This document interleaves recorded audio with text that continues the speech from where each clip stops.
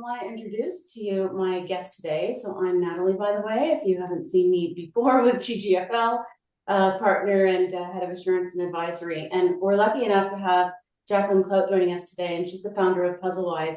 It's a business consultancy that helps business owners navigate growth and transition. You're in for a treat today, honestly. So I'm so happy she can join us. So welcome, Jacqueline. Thank you. You're too kind. Never. Listen, before we dive into the topic today, I would really help if you could just tell us in your own words a little bit about your background and what inspires you to work with different businesses and owners who are looking to overcome some of these obstacles, we'll call them. Yeah, so I've always admired entrepreneurs and founders. I think the level of creativity, passion, resilience it takes to start something and keep it going is something, I've always admired and respected. I've always considered myself a bit of that entrepreneur, right? How do you help create those strategies and align everybody around that common goal, navigate those challenges, kind of really help somebody take that to reality. So that's always been a bit of my background, whether it's organizational development, scaling businesses. Do you have alignment between, people, culture, infrastructure? How do you get past where you're trying to go, some of those barriers? And so the variety of different businesses out there is always incredible. So if I can help business owners in that journey along the way, that's fun and rewarding. And I think that's what has appealed to me for so long about this. And That's I me. can imagine, as you mentioned, like there's lots of different, nothing is cookie cutter, right? In terms of No. what the businesses are and who the people are. But I imagine there's got to be some commonalities too. So can you tell us a little bit about the who? I mean, people who are, with us on the webinar today, I have no doubt that at some point they're going to be like, oh, that's me, or that resonates with me and my business. So are we talking about businesses that are unprofitable? They've plateaued in growth? What kind of businesses are and issues are we talking about? Yeah, I would say you've either reached points of, your profitability isn't where you wanted it to be. You've probably grown in terms of projects or taken on new challenges, but you're starting to see some of those margins or issues, pop up that weren't exactly what your goals were when you wanted to grow. Or just in general, feeling like we can do so much better. And why can't we pass this threshold? Like, what is it? We keep trying and we take a step back. I can't really figure it out, but we know we can do more. And then you've got just like some other, day to day stuff that you start to see, when you start asking different questions. So everybody's firefighting. And that can feel normal, especially as we're all reacting to essentially all the challenges that are not only within our business, but external. And, all you got to do is go on the news to realize you've got more and more that you're dealing to navigate. But then at the same time, if what's in your control is you're a great firefighter, but how many have we potentially started on our own as well in terms of our own ways of working or how we operate? Other things, you've got everybody who's feeling at capacity, right? You've got leaders who are like, I'm stuck in the weeds, I can't get out. And then employees are then like, well, we're waiting. We're trying to get day to day, all these other initiatives that we're trying to do to move the business forward. We're kind of stuck. We're at a bit of a standstill, or we stop, don't really know. And then, the underlying feeling of burnout and stagnation can really start to compound, right? You've got all these other things, and then that's just that underlying layer that starts to seep through. So, Yeah, it's I mean, we're talking about a lot of hard stuff, and I know yeah, we're gonna flip it soon and talk about all of the good stuff. What can we do about it? Because I have no doubt that sometimes we just feel like we're hitting our head against the wall. Everyone on this call is, I'm sure, very smart and yeah, successful.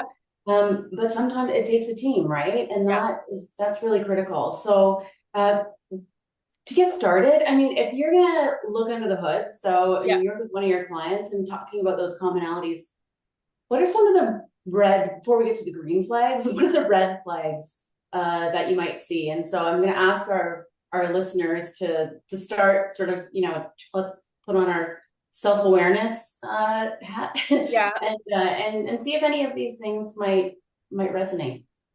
Yeah, we kind of touched on a few of them already. Everybody's operating kind of, in the weeds, head down, not really having a lot of time for forward looking, planning, kind of reacting as things come in. Things start and stop, right? You'll hear a lot of, we've been trying to deal with that for a few years now, never really gained a lot of traction. Oh, we'll add it to the list.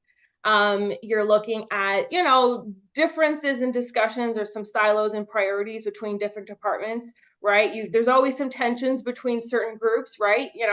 The sales and delivery side of the business is usually playing a delicate dance.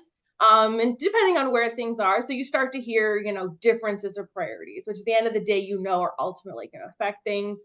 And then you've just got communication challenges, some culture elements, change. Depending on what you start to see, you'll start to see those are some of those flags that it's like start digging a bit deeper. Yeah, it's really friction, right? Yeah, Like friction, where do tension. you feel the friction, right? So Yep, anytime you feel friction, that's even if you don't know why, that's yep, okay. I yep, assume that's what you're help us figure out, right? So yeah, whether it's today or another day, it's sometimes we need help figuring out the why, because even if yep, we think we don't always know. And that's, brings it to my next question is like you don't know what you don't know, yep, even though you think you know what the problem is.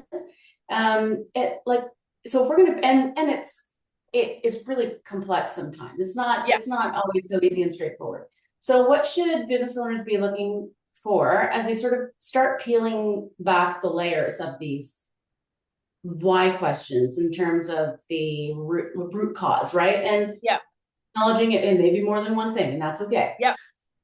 Yeah, it might be more than one thing. It could be something simple that you just have to dig deep and ask the facts. And if it's more complex, you're going to have to ask yourself a lot more questions, right? If you start thinking about, how am I going to dig deeper, right? The things you start to see on the surface, the cracks that appear, that's your symptoms that are starting to come through. And it might just be enough. But usually you have to dig a bit deeper and ask different questions. And it's usually not just the questions you ask, it's the ones that we're not asking ourselves. And why aren't we asking ourselves? Is it because if we put it out there, we have to tackle it and we're not really sure? It's another thing to add to the list. Another blinder that can happen is silence and lack of feedback. There's no issues. I haven't heard anything.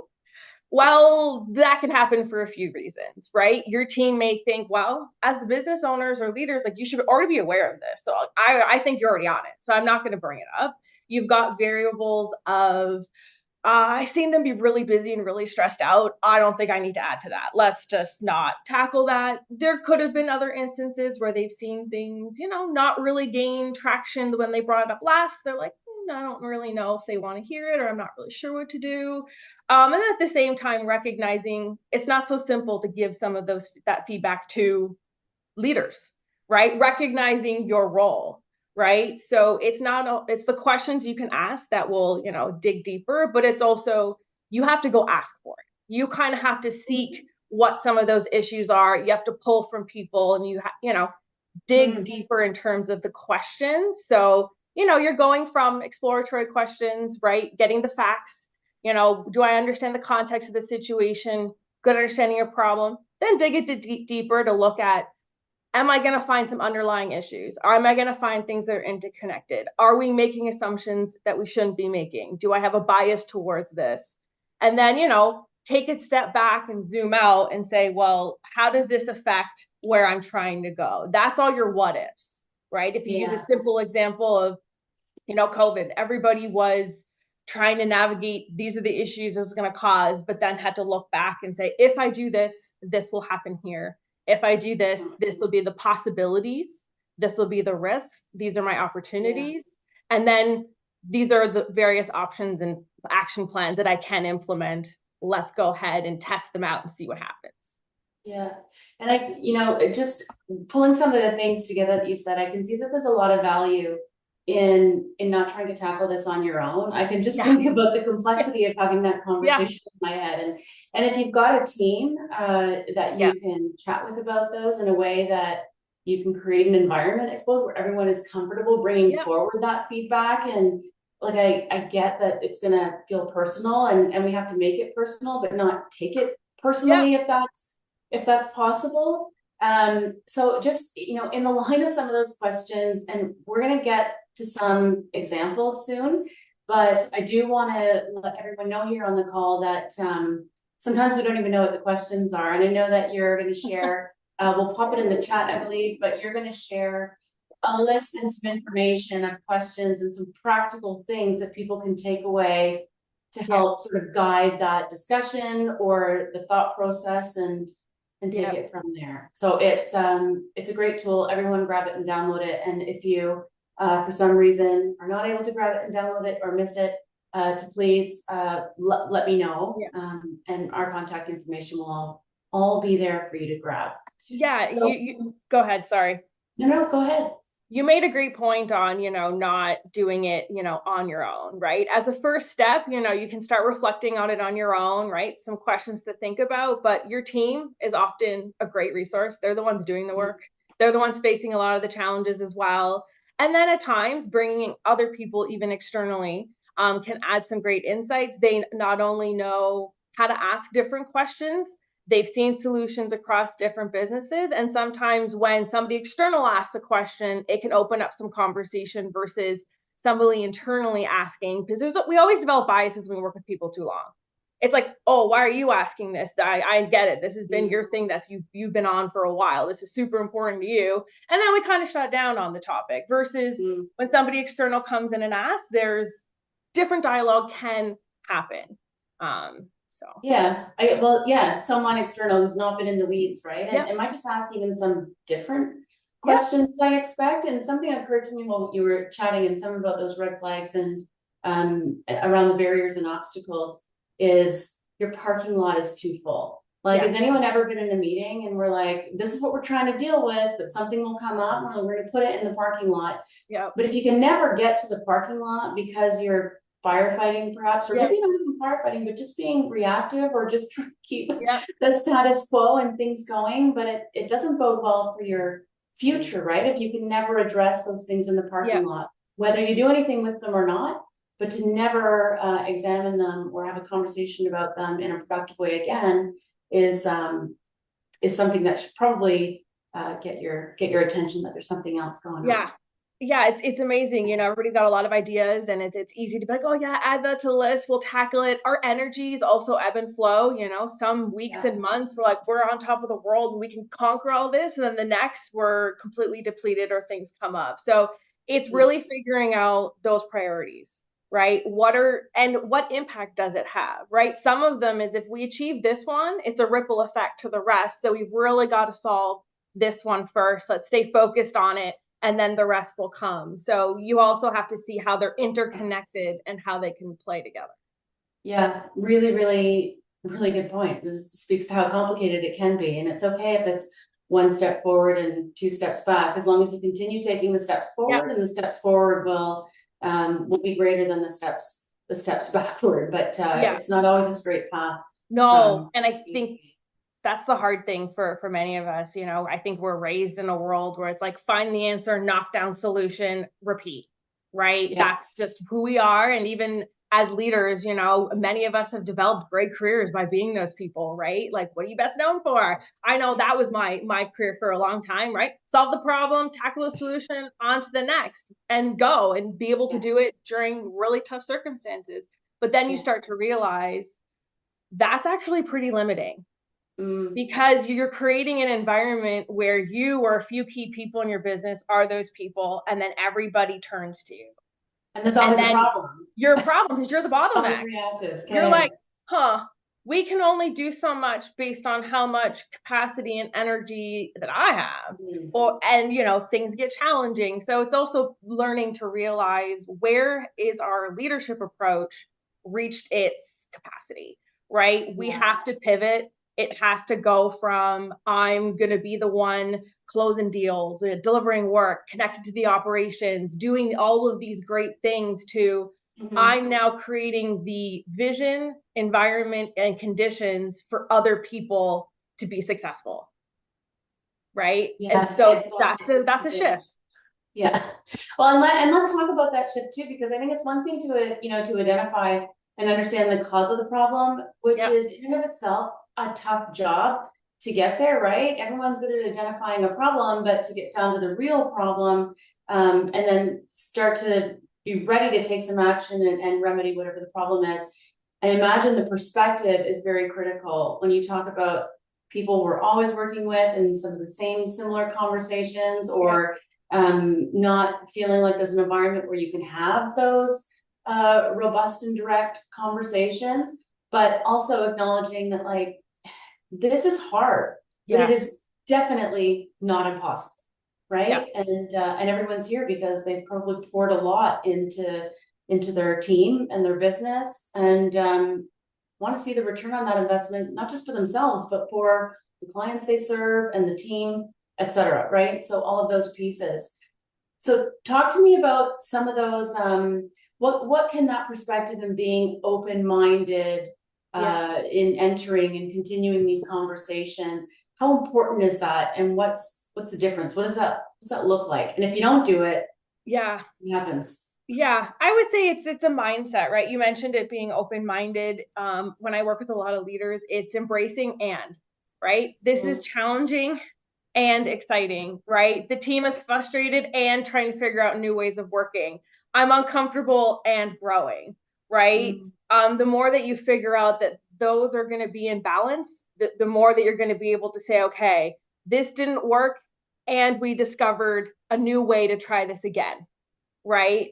So it's yeah, really kind of getting into that. That's how you balance the uncertainty of it all versus, we love to think of things as very binary, right?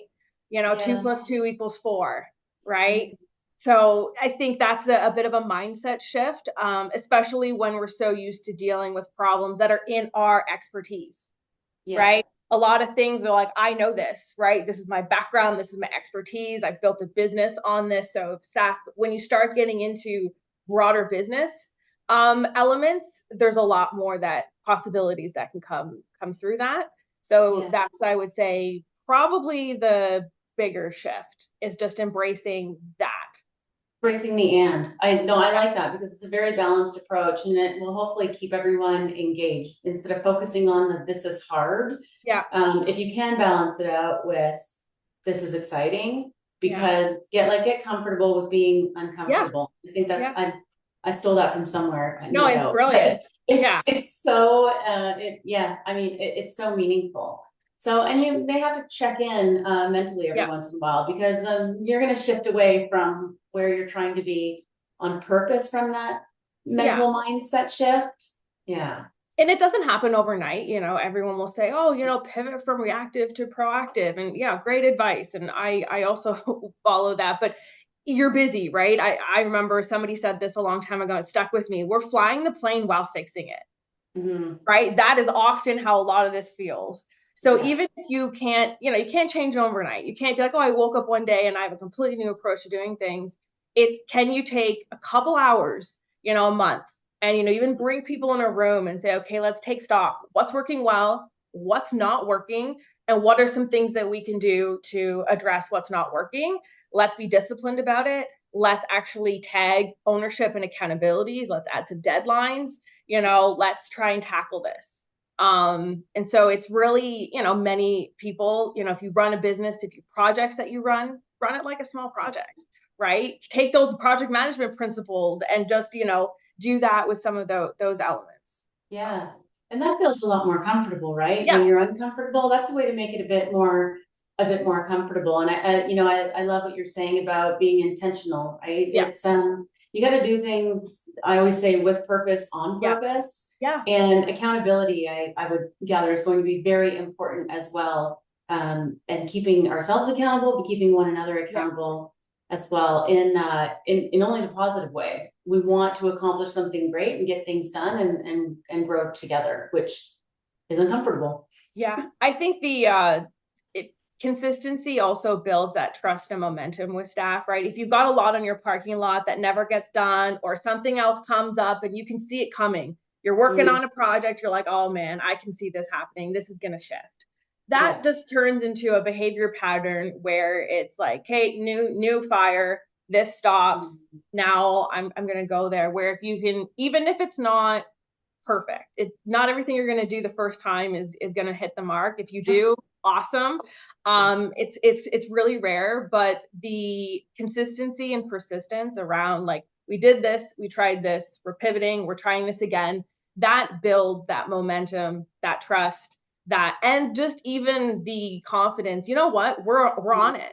right? We're addressing things. We can bring things up to leadership and it gets actioned, and then vice versa. Leaders can bring things up to employees and they're like, oh yeah, good point.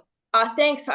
Thanks for bringing up this opportunity. We're going to go tackle that. So it's kind of bringing that um, communication channel together, but that snowball effect in a good way.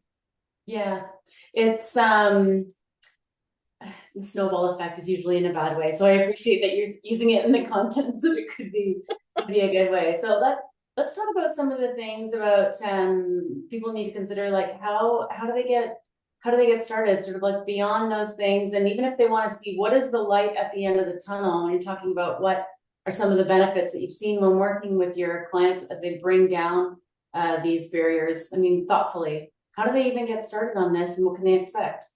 Yeah, you get started with, it's usually a lot of discovery type questions, right? I've developed a few that are obviously broad. There's no issue specifically attached to them, but you would definitely create questions that would, bring you down to help you get clarity on the issue. And also, what are the possibilities and opportunities that come from tackling, this issue? Then from there, you're going to want to bring people involved, right? You can start small, but you're going to want to bring, teams of people, kind of create those plans. What does success look like when we solve it? Who's going to be associated to solving what? And then how do we know we're getting there, and how do we adjust, as needed? So, it starts with questions, plan, and then react and adapt as needed. So Yeah, be nimble, right? yeah, So and just keep trying. What are some of the, I mean, all of these decisions are other complicated by probably further decisions. If I do this, then can I yeah, do that, right? So there might yeah. be, I imagine, some trade-offs. Is there something that needs to be considered when they're sort of planning the next step?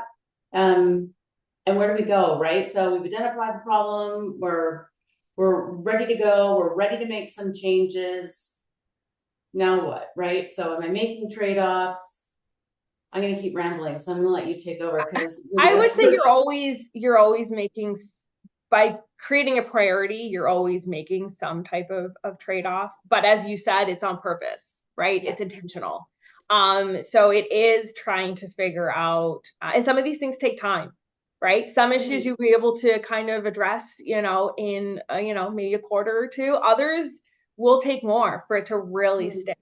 So it's kind of figuring out what your action plans are, but also how are you going to sustain that energy throughout it, right? How do you celebrate small wins along the way, right? I know I'm guilty for this. We look for the big, I will The big only one. celebrate once I've, climbed the mountain and accomplished the big goal. But along the way, what are those small wins that you can get along just to celebrate, recognize, take a look back, and, Yeah. continue on. So And like the small wins can have big impact they too, though, can. right? Like Yeah. like small is objectively might feel like Yeah. the word, but the impact can and be felt by different members of your team or Yeah. your clients or whoever in different ways.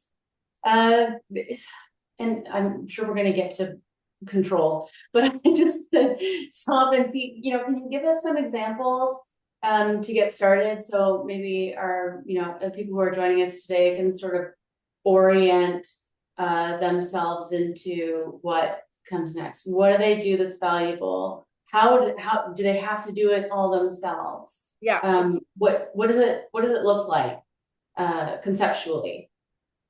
Yeah. If something comes to mind that you're like, you know what, I think I want to start addressing this, and it doesn't have to be your biggest challenge, right? You can start small, and you can also start in a low risk area, right? That is some ways just to kind of, practice these muscles and kind of go from there. Doesn't Yeah. have to be the biggest thing that you're dealing with. I would say it's taking stock, right? It's what do I know today? Mhm.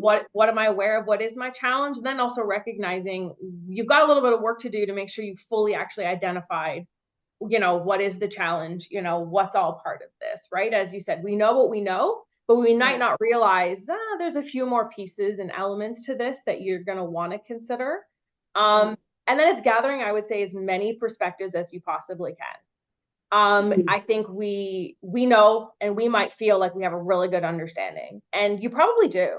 But there's elements of it that by getting other perspectives, that's where you really get to the root cause of something. So that's probably your first few steps.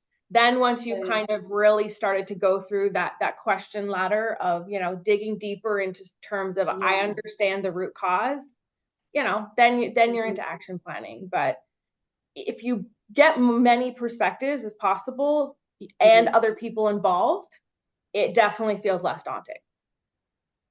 I appreciate that, because delegation or letting go of control, and letting go of control is, I think, in this context, means you don't have to do it all and know it all yourself. No. And in fact, if you think you do know it all, you don't. I promise. I promise you don't. It's we all stand to learn something, and we can only really learn when we reach beyond ourselves to a resource, a team, individuals, whatever those things are, consultants like yourself. So when people are doing that, right? When they're not relinquishing control, but they're sharing control, accountability might still ultimately be with them. What are some of the do's and the don'ts in reaching out in terms of delegating those pieces? I would say, depending on what you're looking at, it's delegate as much of the responsibility as you can, not just a task, right? Okay. If someone is saying, you know what, I think I can take ownership of the following, as much as it's hard, and, just give them the responsibility and ownership they think, and they might do it differently. People might come up with a completely different way of tackling the problem that might not be how you would go through it, how you would think it. But as long as it's about getting to the outcome that's needed, does that really matter? Right? But that can be tough. Control is a tough one, right? And it's harder when you're the business owner, right? It's your business, it's a lot of your identity. You know how it's built, right? You know how it runs, right? You wake up every day and you look at, the whatever metrics you're looking for to see like how this is going. It's tough, but I would say the more that you can help your team understand, like, this is how I think, this is what I'm looking for, this is what I know leads to success, these are areas that I know if this happens, I know this will be a problem, they can start to appreciate how you might be looking at things, which then makes it easier to say, okay, now that you understand what I'd be looking for, the context, here's where we're trying to go, now you can focus on, achieving that outcome. It's really about stewardship, isn't it? Yeah. It's a bit of that mentorship. I think we're so busy doing the job that we forget at times that not everybody would just be able to figure it out the way that we did, right? Because then, right? It's not so simple. Yeah, exactly. It's not so simple, but it is, as you mentioned, it's not impossible, and it's hard work, but it can be done. Keeping that open mind. And so once we see some of those barriers start coming down, you mentioned earlier about sustaining the momentum. And, I immediately think of like change management. And it's probably some of that, but not all of that. But do you have some tips or some hints that we can consider that would be helpful in sustaining that momentum? Because that's probably one of the, after you've gotten there, that's the toughest problem ahead of you, is how do you keep it going in a positive way? You're going to want to have regular checkpoints as to when you kind of look at how things are going. Like I said, don't forget to celebrate, the small wins or the progress, along the way. It might feel small in the moment, but that's how you kind of, gain forward. Even if you think about some of the projects that are delivered, well, everybody will like to celebrate. Okay, we passed design. Now we're into engineering. Now we're into delivery, but you have to recognize that, oh, we've passed this pylon. This is amazing. And it's really making sure that you stay focused on touching base on it, how things are going, gaining that perspective. Because it's all too easy to like move on to the next.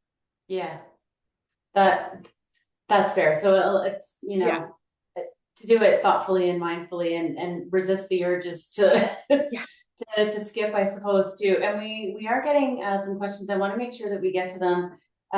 But before we get to the question, because we're going to backtrack a little bit in the question, but I want to make sure we touch on, for everyone listening today, or for everyone who watches this after the fact, what is one immediate action that they can take after this section to unlock some of these things that we're talking about? I would say one immediate action you can take is, think of a challenge. Like I said, doesn't have to be a biggest one. It could be, something small or something that you want to go through. Go through the question ladder that's like in the guide. You can start on your own if you want to, just do it as a reflection exercise, or you can, bring a team of people involved. And then see what happens. If you want, you might realize, you know what?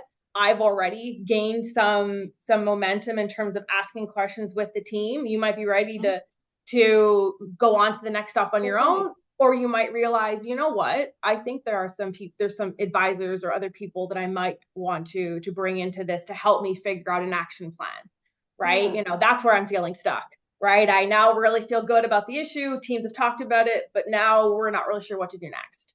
Yeah, that's a really good point, is that you can all be in different stages. Not everyone is right at the beginning, banging their head against the wall. Many people have made progress, but it's just where do I go, or what do I do next, or what is the next question? So you've made reference a few times to things like the ladder, right? So we have dropped the link to this document that you've been referring to. So please, I encourage everyone to download it.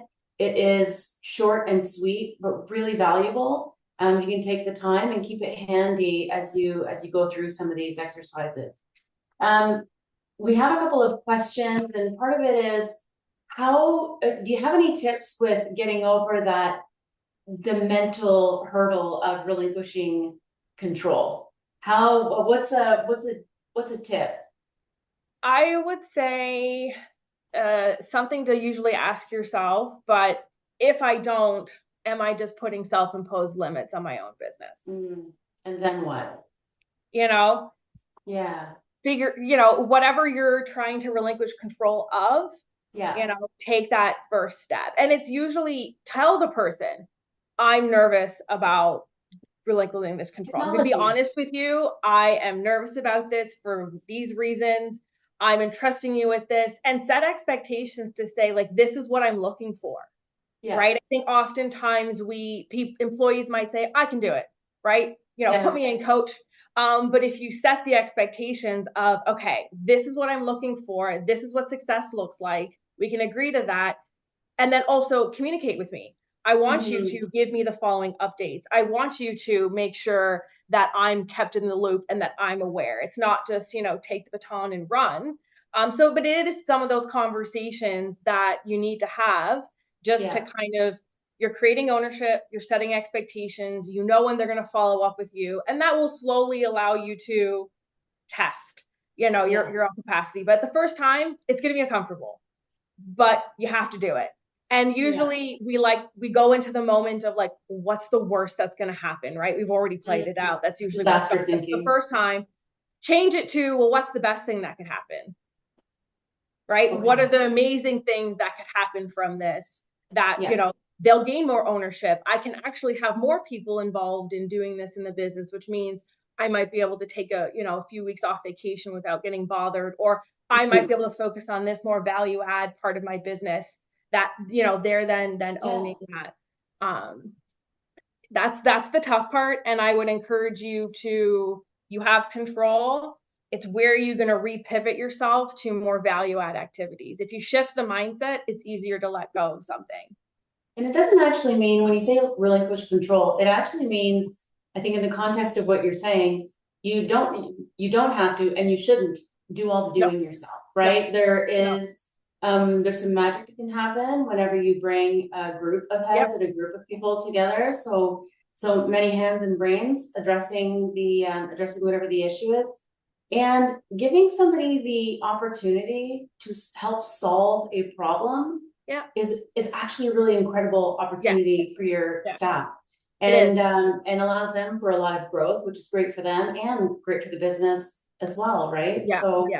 It's I like that. So focus on the positive, because I can promise there's definitely a lot of positive there, but it's hard to acknowledge and see if all you're looking at is, we got a problem.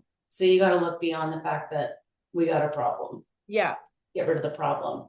And I can't get to all of the questions, but whenever we talk about You can't do all the doing yourself, or you shouldn't. If you really want to be as successful at this, Yeah. right, and reach the objective or the goal, how do people best prioritize and communicate? I think you've given us some tips there. So is it having something a bit more structured that's going to help, and managing expectations? What is or flying by the seat of our pants is not Yeah, probably the like way to go, but being no. flexible and nimble is important. Yeah, Two different things. you want to be flexible, but you also want to have certain objectives, right? Do you have a strategic plan, or even just starting off with, an annual plan of what are your priorities, what are you trying to achieve, right? You could take a look at how often do you meet, like what does your management team meetings look like? There's usually great opportunities to go between, just day-to-day operating items and management team meetings to also, consider some of the broader projects or challenges, or just create space for some of those priorities. And then, then you're getting into what are your one-on-one conversations that you have, right? Yeah. Are you taking the opportunity to, to mentor, to kind of transition knowledge, right? It's one thing to say, okay, you're going to dedicate time to operational items, right? And you're having one-on-ones with your staff, but where can you create some space to say, I want you to get more involved in this, but there is a learning curve for you. So, we use an example of bringing somebody to a client meeting or a sales meeting. You're going to go, you're going to join, but I want you to look for the following. I want you to, take stock of that, and then eventually build up their opportunity for them to maybe take more of a leading part in the meeting the next time. So that's just like one example, but it's often preparing yourself for helping someone else learn. So you're not necessarily relinquishing, you are transitioning and creating a multiplier effect of other people that can do what you do. Yeah, Right? so like exponentially. No, I love that. Exactly. And everyone I work with will has heard me say this time and time again, but I hear too often that people say that they want to be, or they are invaluable to their Yeah. business. And I immediately think, well, what a shame, because I know that you want to and can and will add value to the business as long as you are there. But there is more value in creating a business that can continue on and be sustained and grow and have all those opportunities without you, right? So add value while you're there. I'm sure you love what you do, and maybe you want to do it forever. But usually you don't want to do it forever, at least not in the same capacity that you're doing it now, right? So all of these pieces should really allow people the flexibility in the room to add value where they'd like to, and where it's most meaningful for them to add value, and still the business and their team growing and together just having a lot of success. Yeah. Okay. Listen, we have, we're almost at time, but I do want to acknowledge that you have shared a lot of information, and we've dropped that. Yeah. Apologies if I just rambled too much for everybody listening. No, you and I know that we can talk about this all day, and we're trying to cram a lot of information into a very short period of time. I think that resource that you're sharing with everyone is incredibly helpful. Your contact information, we've put that in the chat. For anyone who's here today or sees this afterwards, I gotta tell you, for every conversation that I've ever had with Jacqueline, it's always insightful. I am always learning something, and I always take away something that I could apply in my life and in our business at GGFL. So well worth reaching out to Jacqueline or somebody else that you have already in your life, in your business network. Don't think that you need to do it all. You probably shouldn't do it all on your own, and maybe it's time to start asking questions and getting feedback, or let someone else ask you questions, because they probably haven't occurred to you yet. So we're going to be uncomfortable together, and that is okay, because that's how we grow, by being uncomfortable. Thank you so much, Jacqueline, and thank you. Thank you.